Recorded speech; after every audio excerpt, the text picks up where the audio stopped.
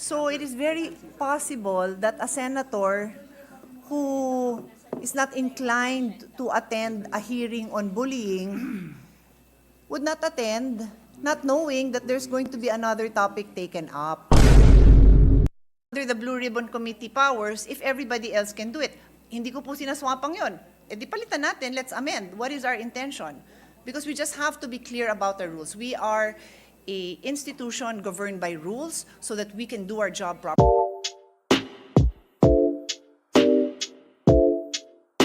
Si Senator Pia Cayetano ay nadismaya kay Senator Raffy Tulfo dahil nga po sa hindi pag-attend ng hearing. Kaya naman inireklamo niya ito kay Zubiri dahil mabagdaw ito sa rules. Ayon kay Senator Pia Cayetano ay parang itong si Senator Raffy Tulfo ay nananadya. Mr. President, with due respect, what was the notice for? Because from my understanding, the notice that was posted is regarding bullying in the, was it hospital setting? That was the notice we received.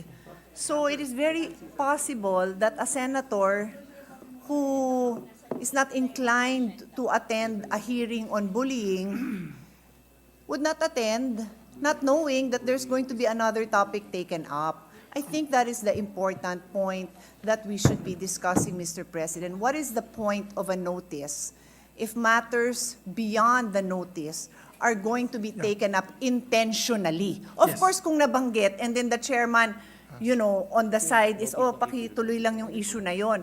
But to intentionally have a hearing on a subject matter that is not contained in the notice, and we have sometimes 6 hearings simultaneously going on, and we have other obligations, how would we know, Mr. President? How do we properly inform ourselves? Yes. Because that is the purpose of a notice, Mr. President. You're absolutely correct. But to just give the proper information to the body, I have a copy of the Notice of Inquiry Native Legislation of the Health Committee, and it's under letter C.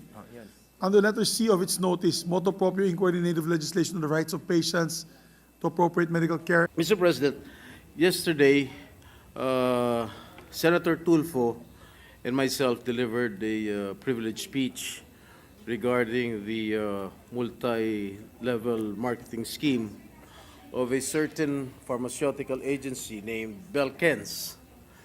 And the majority leader has not referred it yet to any appropriate committee.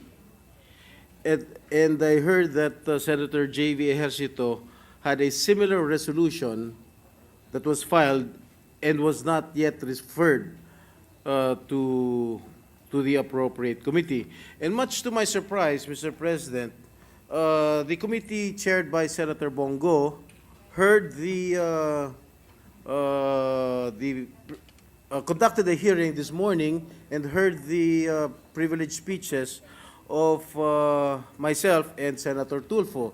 And again, much to my surprise, I was forced to attend the hearing because all the officials of the said pharmaceutical agency were present. And of course, I would also like to thank Senator Bongo for his appropriate action, for his motu proprio action in conducting the hearing right away. But rules are rules. May I know from the majority leader did we violate any rule, a 3-day rule? Happened during the hearing without being part of the notice given to the members with the 3-day rule. Yes. That's a different story, Mr. President. Yes. So again, the speeches delivered yesterday were not referred yet, but we can Refer them now? dispense and refer it, Mr. Absolutely. President. You can make the motion, Your Honor. We can Majority Leader. do it now if Mr. President, I understand, no? Unfortunately, I agree. I note that the motu proprio, the rights of patients is in the agenda, but the privileged speech, the 2 privileged speeches were not referred. So how would a senator know that that specific topic, and as mentioned by one of the sponsors, the complete set of officers were there? How would the senator know that that whole agenda would be covered today? Kung nadaanan, okay lang. But that whole topic was there. And even the sponsor was shocked that they were complete. It's a good thing he had decided to attend because yung buong scope ng kanyang topic nando doon. And then last point I'd like to raise, Mr. President.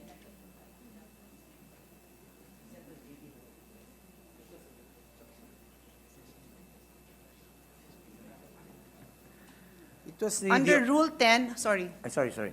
would you like to? No, go ahead. I'm sorry. Under Rule 10, Section 13, which is the enumeration of the powers of the different committees, subsection 2 says, on accountability of public officers and investigations. It says here, investigation of any matter of public interest on its own initiative or brought to its attention by any member of the Senate. So it is only the Blue Ribbon Committee, Mr. President, that has that phrase, under its own initiatives. And for the 17 years that I've been a senator, I file resolutions in my own committee following these rules because my understanding is it's only the Blue Ribbon Committee on its own initiative. Of course, in a time of emergency, we are on break. Of course, we will not stop the Committee on Energy to have a hearing. Of course not. But what is the purpose of this on its own initiative under the Blue Ribbon Committee powers if everybody else can do it? Hindi ko po sinaswapang yun. E di palitan natin, let's amend. What is our intention? Because we just have to be clear about our rules. We are a institution governed by rules so that we can do our job properly. So I humbly submit that we submit these queries to the Committee on Rules Yes. so that they can discuss it with our legal, our luminaries, our experienced Yes. heads, and then properly guide us, Mr. President. Thank you. But just for the record, we amended the rules of procedure governing inquiries of in aid of legislation, Your Honor. And under Section 2, initiation of inquiry, it's very clear. It used to be, I recall, it used to be the Blue Ribbon Committee motu proprio. Actually, immediately, even not following the 3-day rule, pwede yun, di ba? Parang immediate yung investigation on its own. However, we amended and strengthened the rules of procedure and added the Section 2. So, if you wish, we can have the Committee on Rules come out with the legal and the correct and final decision on this particular issue.